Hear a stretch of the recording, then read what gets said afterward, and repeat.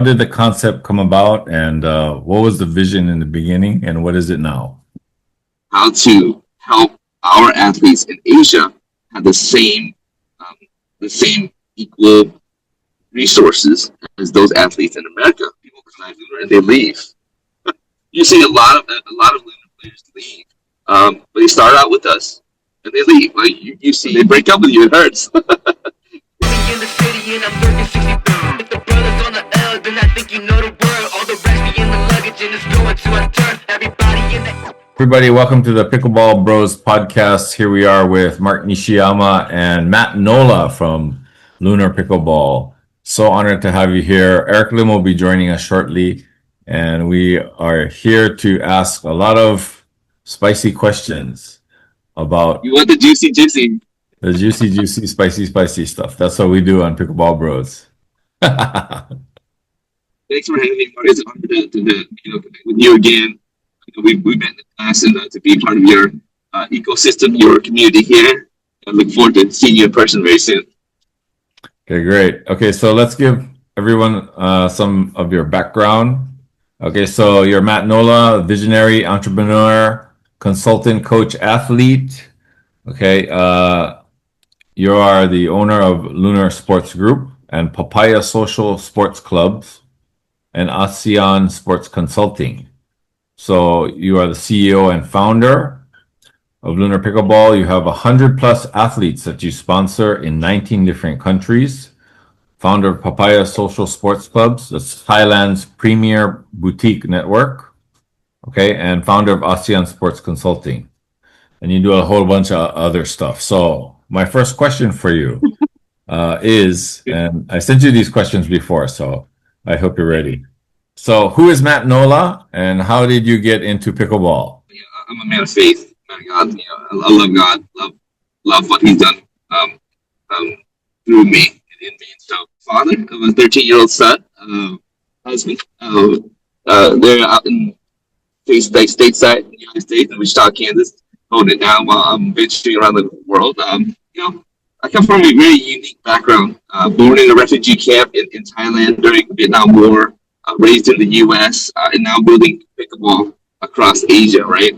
And I'd like to say I'm one of the early pioneers as far as the brand, as far as like doing stuff in Asia back in 2021, 2022, when the pickleball scene in Asia was very, very immature, right? Not fully developed yet, or even explored. So I fell in love with instantly with the sport, which I really like, kind of made fun of as a tennis player, basketball player, and volleyball player. Right? I came from a different background, a lot of sports, and I just thought pickleball was like everyone else, was for old people. And so when I first stepped on the court, I instantly fell in love with it.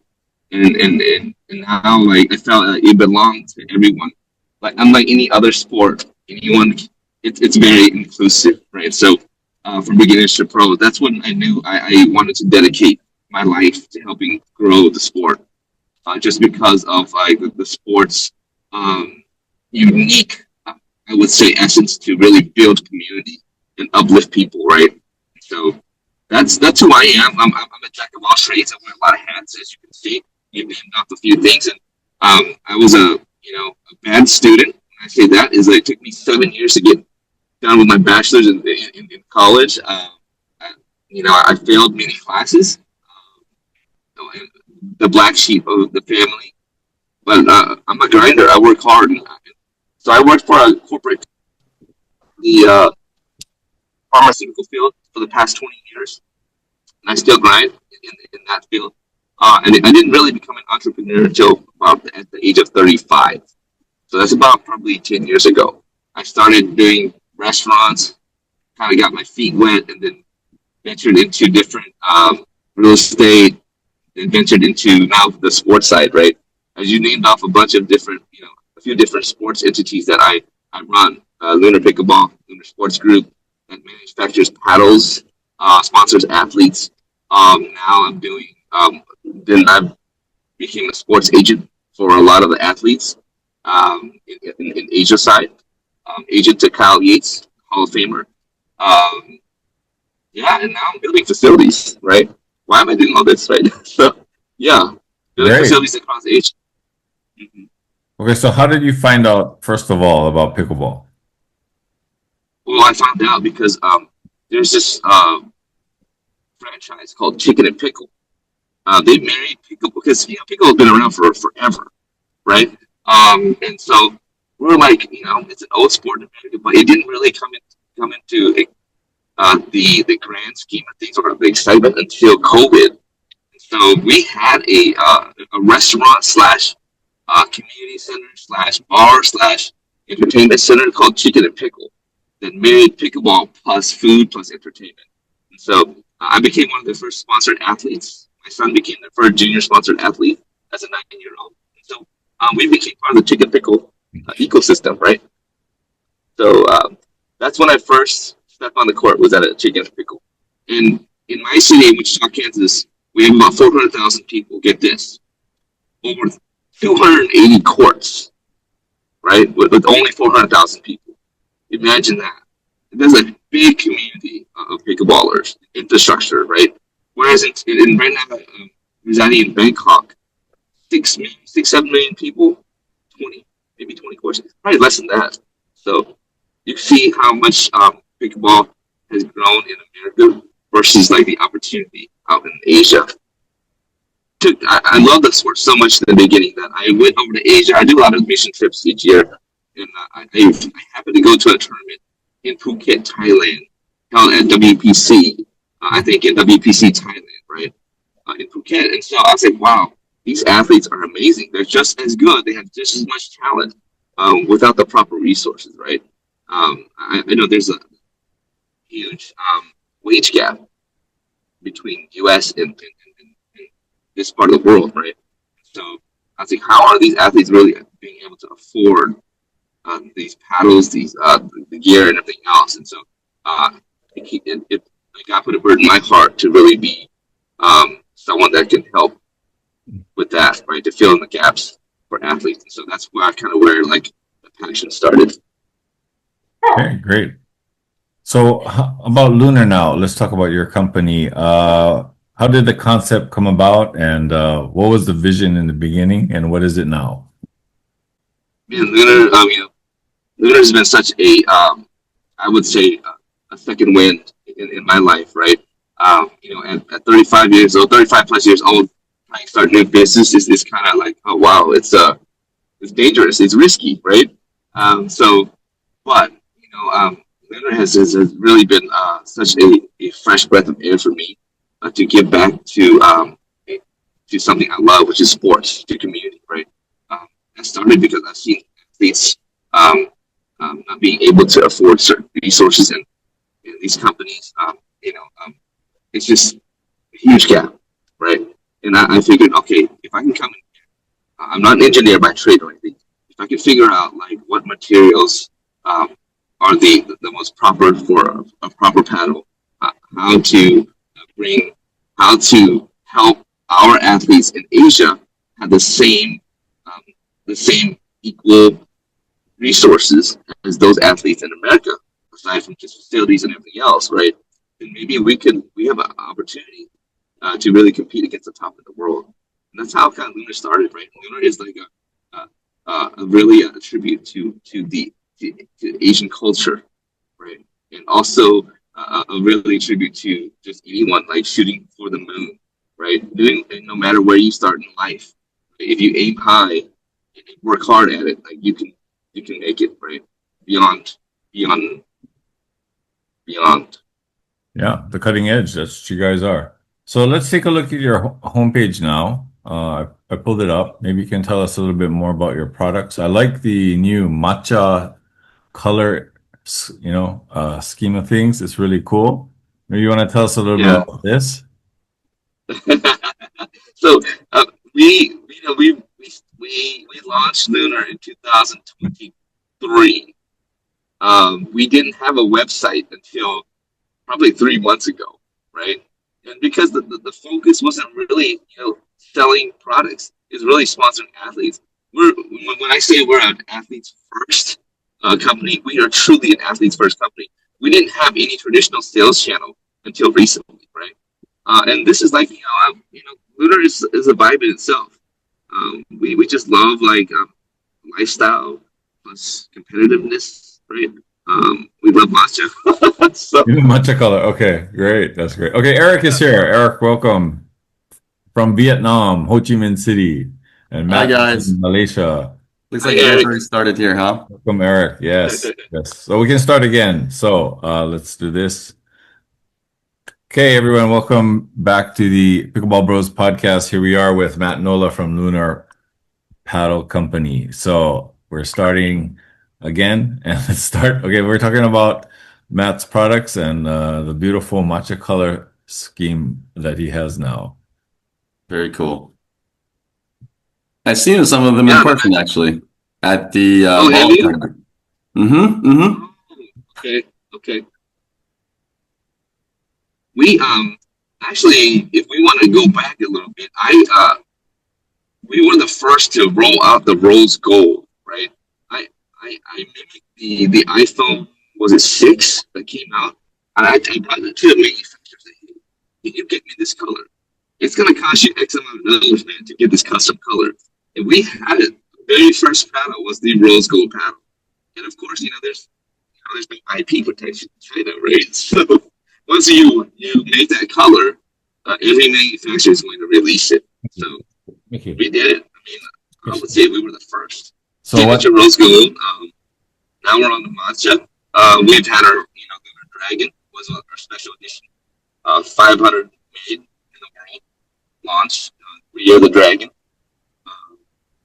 We did Year of the Snake, the Mamba paddle, and now we're on to the matcha series, right? Right. Very stylish. Very nice. Okay. So let me ask some kind of spicy questions. Because that's what we do in Pickleball Bros. Okay, so you sponsor pro players, right? We do. That costs money. You do 100 plus pro players. I didn't know it was 100. That's a lot. It's quite a lot of money. How do you decide who gets what and how much do you give? If we can ask the dollar amount. You can ask that.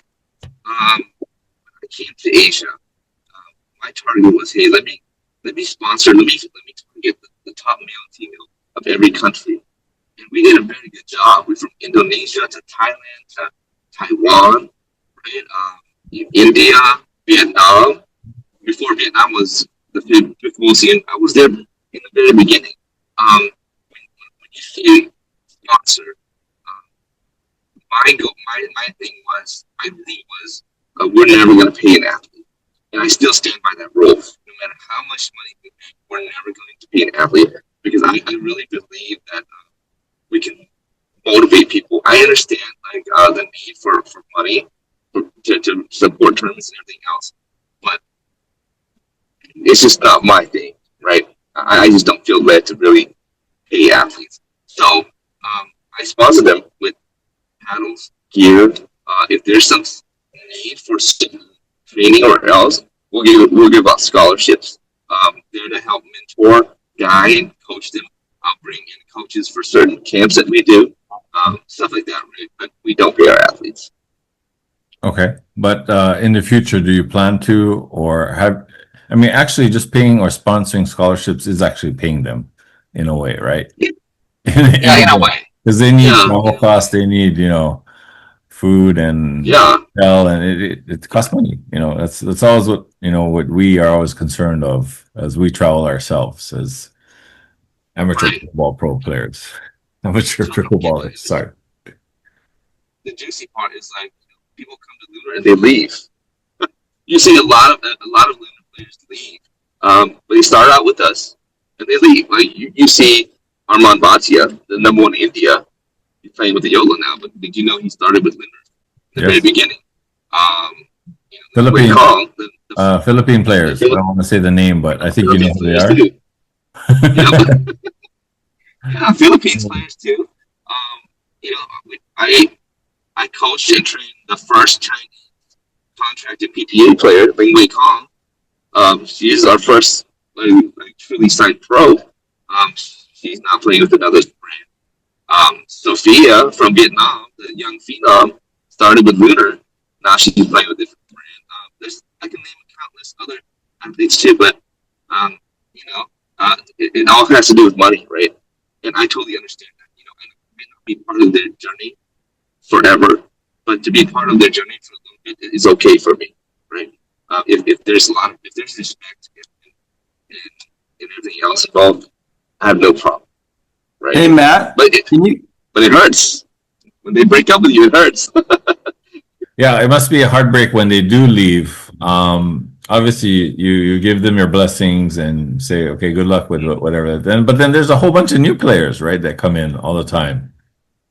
Yeah, you know, and we always, I wouldn't say try to recruit, but if we see that we can sponsor players, that we can support players in a way, and we also have a lot of top juniors in the world, like Nikki Vu from in LA, right? Clarissa Year in LA, Aiden, like 14, 15-year-olds, 13-year-olds, right? They're top ranked juniors in the PPA. I feel like that's now more my calling to build out that community of players, because it's hard. You know, when players come, we treat them as family, they leave, and I know they need money, but these juniors, they need more of a mentoring and coaching in on and off the court. And I see that is more what I believe I can help them, right? And so, yeah. Okay, so when they do come to you, you treat them well. I see that a lot of players are very happy with your paddles and the way you treat them, and I guess it does have some, like heartbreak, but like, do you feel it's worth it to do it? And do you plan to continue to sponsor players? You know, I'm taking it away. I'm running around the world with these tournaments, taking time away from my family. So it has to be worth it. It has to be something that my family believes in, also, not just me, right? Not just selfishly running around and every minute to make sure that it's put to use, right? Yeah, it is worth it to see lives change. People do better. Like, for example, my Thai athletes, right? They never became pro players. I'm specifically talking about maybe a couple of them, Fang and Om, and several others too, Thai. But they built, the average Thai wage for college graduates is what, $15 to $20 a day, right? And now as coaches, they're making maybe 800 baht an hour, maybe 20, 25 bucks an hour. That's a huge difference in upgraded living, right? That they can now support themselves through pickup. And so I'm happy to be part of what, their success, right? Bettering themselves in their life too. So.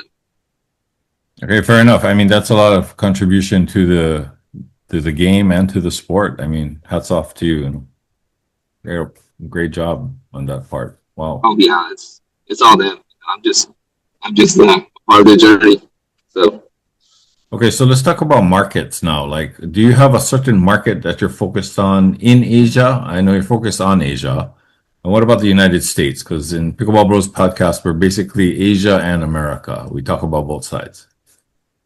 Right. I kind of followed the Bruce Lee story where he had to go back to, Asia to make a big name for himself in America, right? That's kind of where I kind of started too. And I think now it's our pilgrimage back to the U.S. We brought on a new chief marketing officer, Wendy Su. She's she does San Marino USA. She does marketing. She's a genius for big gaming companies, and she's really kind of helped step in and say, "Hey, man, we got to upgrade these areas in our business, right? You focus on what you're good at, and let me focus on the marketing piece." Because we never had a budget for marketing, right? Like these other big companies do. So yeah, the USA is a huge market for us, especially my communities back home that know, hey, Lunar is homegrown in Wichita, Kansas. Shout out to them. And they've supported me along the way. Huge pickleball community up there. And now, we have a huge demand. Can we get paddles in the U.S.? So yes, I think our pilgrimage back to the U.S. is going to be very important, and, especially with our relationship ties with top professional players out there. Like Jay DeVilliers, Pat Smith, those guys. You know, we know it takes a lot to certify a paddle, especially for the United States, play PPA. We talked to another paddle company just this week, and they're always talking about the cost, and it's going up. I mean, how do you deal with that issue? Yeah, for a startup brand, small startup brand like us, it is tough. Every dollar counts. And so, yeah, I've been on the end of like, man, our panels have just failed again. We don't know why. You know, I'm part of the USAPA ecosystem, right? If you're having your panels fail because of certain data points that aren't very transparent to us, and I'm not very, expert in, it's tough. And especially when, it's like $4,500 now just for USAPA. And UPA is what, 10 grand a year plus whatever they charge to do that. But I think we, as a business, we have to decide, hey, what's best for our company. I know last year we did not do UPA just because of the exorbitant fees with it, and it makes sense for us, right? USAPA definitely, especially with the new panels coming on board, being competitive, and I'll be very transparent. Whoever the technology is not like rocket science. Everyone is copying each other, right? We're doing certain variations, certain enhancements, but it's basically all on the same level playing field. Got it. So, Okay. I was host of the first major professional tournament in Vietnam, PWR. I think were you there? At DJOY 2024 in December. And so, you know how PWR, juicy details. I was very involved in that organization. After all the stuff that came down, kind of got quiet a little bit, right? Well, wasn't that the post on Instagram where the guy stole $10 million, the Indian guy? We can talk about that because this is nobody's sponsoring us. Is that true? I mean, he came back and said, no, that's not true, or he gave the money back. I'm not sure what happened, but you know what happened to PWR? Yeah, I have some insight into that. There was an accountability. People weren't responsible. Certain people weren't responsible with finances, right? To this day, there's some money owed to certain people. I prefer not to get into that detail, but yeah, some of the time that happened was eye-opening because I dedicated a lot of my time and also efforts into building PWR, and I was an integral part of their tournament process, building tournaments, player acquisitions, everything else, right? Getting drafted players, getting players to them, building tournaments, building connections, especially in Southeast Asia. We had this huge plan to roll out tournaments all over Southeast Asia. And it didn't happen. And I did the first one in Southeast Asia, and then after that, it's like done. But I can tell you that there is a revival of that entity with new leadership backed by the Times Group, the biggest media conglomerate in India. That's coming, and the new league is coming, and I'm part of that too. And hopefully, this is like redemption. Right? The top players in the world will play in that league also. Yeah, we had a PWR this year in March, I believe it was, in Mie Prefecture. I played it. It was a good tournament. It was organized well. The mats had some dead spots, and there were some people complaining, but it was better run than the PPA in Fukuoka. Let's put it that way. Yeah, it was. It's much better. I can say thumbs up to the PWR people, no matter what happened. And we're going to have APP next year through JPA, which is Japan Pickleball Association. They're working with APP now.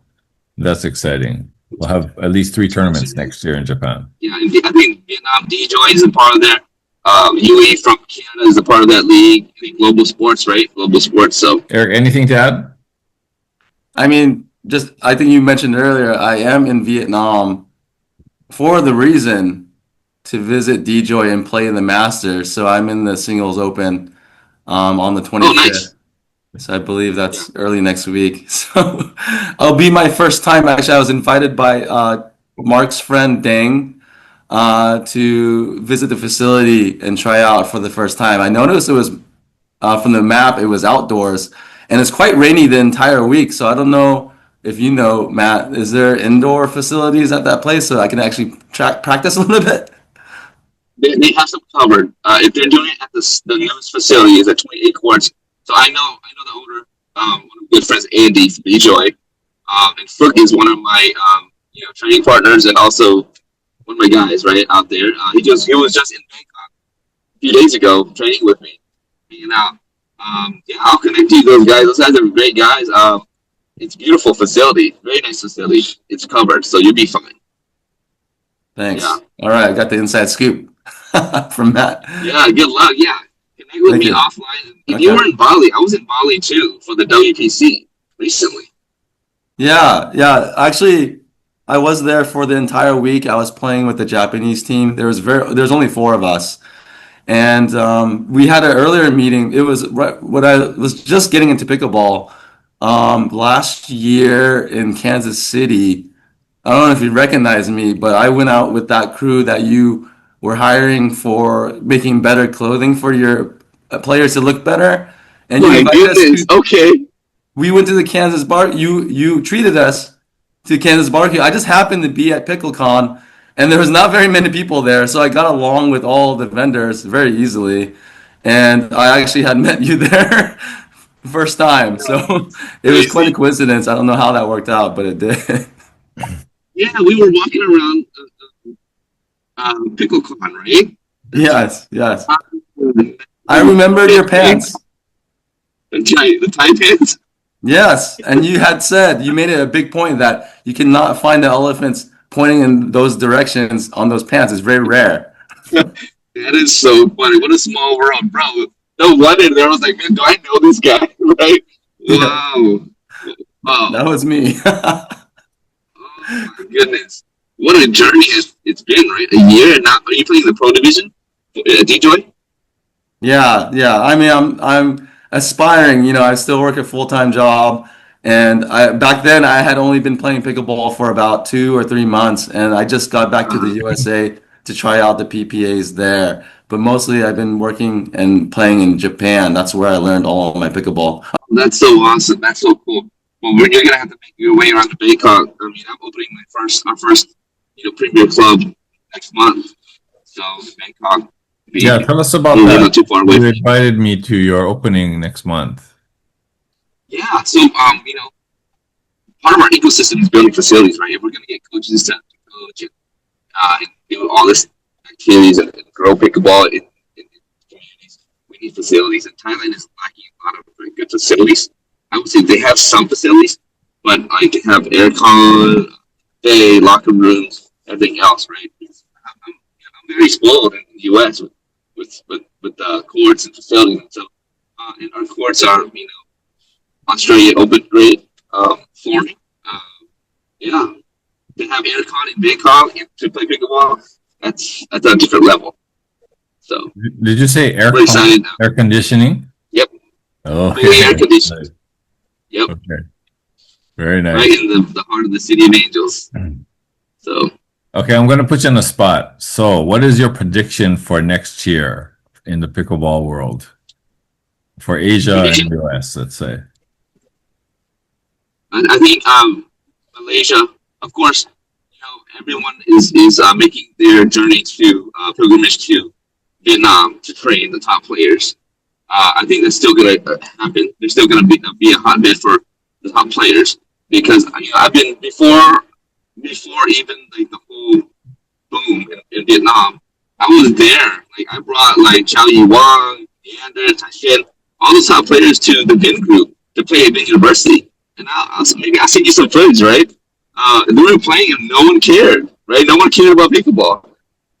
But I knew that the talent was so good, especially in the older generation.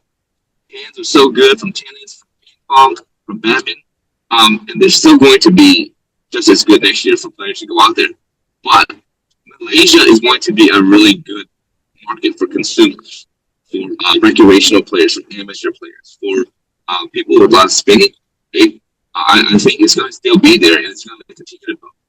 But I really predict the next biggest market is going to be Philippines. Oh, So that's interesting. keep your eye on the Philippines. Okay. I'll be there in the beginning of December for 6 days of clinic. Yeah. Wow. Yep. Philippines. Why do you feel it's the Yeah. Philippines? Let's get Well, more insight. I've been south, middle Philippines, and when I say people genuinely love the sport and the vibes are so good, those are two very dangerous things, right? Where now everyone's gonna love it. Like I feel very safe. I feel very comfortable. I don't feel like it's very cutthroat. Where whereas Vietnam is like very like competitive, right? Philippines has a different vibe to it. I'm not saying it's bad for either way, but for Vietnam, but you'll see when you go there. Okay. Okay. Yeah, because Philippines is still up and coming, I believe. They don't have as many facilities as Malaysia or Vietnam. We tried to find, only air-conditioned courts because it's hot there. But Yeah. we found a few, but they're like a little small. Like Activate One in Ayala Mall, it's a little bit small behind, and the paddle hits the wall in the back when you try to serve. And this other Right. place, Victoria Sports had like these big pillars that you could run into with no padding. It's kind of dangerous. But there are big Yeah. facilities without air conditioning, like Right. Pickle and what was it called? Dink and Pickle, I think it's called. Yeah. Pickle Yard. Shout out to Pickle Yard. They're like a huge community too. Okay. A lot of pickleballers, and they're building facilities left and right. Mhm. Pickle Yard. Okay. Yep. So I asked this once and I'm gonna ask it again. So what is the vision of Lunar for the next 1, 2, 3, 4, 5 years? For us, it's building the ecosystem, right? Not just selling paddles. To really developing athletes, to making sure every kid in every school. That's part of like kind of my USAPA badge that I've grown and bring it from the US. Like we need kids to play. Like it's great when athletes win medals and all these tournaments. It's great, but to really sustain it out here, to make sure that the sport lasts, there's a longevity to it. Every kid, we should be in every school right now. And Yeah. I agree. we've taken it apart. Like, hey, we're gonna invest in infrastructure. We're gonna grow the game, teach the game to these kids. We're gonna go into schools, and I'm in the international schools. I'm in the local schools with my coaches teaching. Right? It's a grind. It's a grueling process, but to see the joy on their faces, I think it's gonna help build pickleball in the future. So yeah, continue to build our ecosystems, whether it's selling paddles, getting the people involved. I think a lot of that is like influencers, celebs, right? Once they start doing stuff, the community starts doing stuff, right? And eventually, it'll make a more active community, active lifestyle. Get kids off the tablets, devices, into the course, right? Friday nights in America, we have like high schoolers and college students playing pickleball, listening to music instead of going to clubs, right? I want to see that over here too. Okay, great. I see in your homepage you have Marcel Chan there as one of your main coaches. Yeah. So he's actually he played at the University of Hawaii, and I played at the University of Hawaii Division I tennis. Oh, did you? Yeah, back in the day, Wow. a long time ago. So but awesome. yeah, Marcel also taught my sister's children how to play tennis. So you have a good choice. That's so cool. Good guy. Yeah, Marcel's a good guy. Yeah, one of the top coaches in Asia. He's has a bright mind and he's consumed coaching and teaching now. Very highly sought after. So highly recommended. Awesome. Eric, any final words before we let Matt go? Where are you gonna be right now? I missed the podcast earlier, but where are you and where are you gonna be in the next week or so? Is there any traveling coming up for you? Yeah, I just landed in KL with Pickle Social Malaysia. We're doing an event at PXP with Kian. Meeting with some very really cool people out here, doing some really cool projects. We have a press conference for launching Minor League Pickleball in Malaysia. We launched the first Minor League Pickleball in Southeast Asia, starting in Thailand. We're going to roll that out. I'm working with MILP China too. Right after this, we have tour groups in Bangkok coming through. They're going to China for the CPC 2000 to link up with Li Ning and all the other the big Chinese athletes. Then headed to Philippines for the launch of Pickle Yard all over. Right? And I'm on the board for the Asian Pickleball Association, which streamlines up to the Global Pickleball Federation, which goes to the IOC. Right after that, I'm flying to India, to New Delhi, because I was named GM, General Manager of the Mumbai Smashers, a professional league team. So I'll have a short stint there, and then going back to Bangkok, Thailand for the SEA Games. So that's a huge thing. SEA Games, the 10 countries, I think 10 countries in Southeast Asia will go there. That's a jam-packed schedule for me. Wow. I, When are you gonna honestly- visit Japan? You gotta come to Japan. I want to come. December, I will come. Honestly, you wear so many hats, Matt. I don't know how you do this. It's really a amazing effort, and I love everything that you do for pickleball. I know about the SEA Games too because my family's part Cambodian, and it's basically our Olympics. Keep doing the good work and keep fighting for pickleball. We all appreciate what you do. It's amazing. I don't know how you have the time to do that, and you're so energetic and cheerful about it all.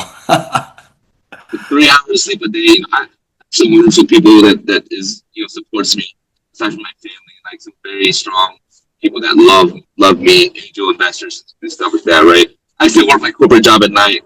Like when I say I don't sleep, I sleep literally 3 hours a day because of the grind is the grind, bro. But when you love something, when you're passionate about something, it's not working, right? So I appreciate you guys too. Appreciate the platform that you use to really bring pickleball visible to the world. So Thank you. Yeah, I heard you do have a corporate job as well. That's amazing. Crazy. 20 years in medicine. So Okay. Awesome. Okay, yeah. Thanks so much for being on the Pickleball Bros podcast. Matt Nola here. It was a great time. We should do this again. yeah, we will. We'll have to do it over again. I appreciate you guys. Thank you for being flexible. It's an honor to be here. All right. We'll see you soon somewhere. Okay, bye. Thank Top to you. top. Bye. In the city and I'm lurking 60 If the brothers on the L, then I think you know the world. All the rest be in the luggage and it's going to a turn. Everybody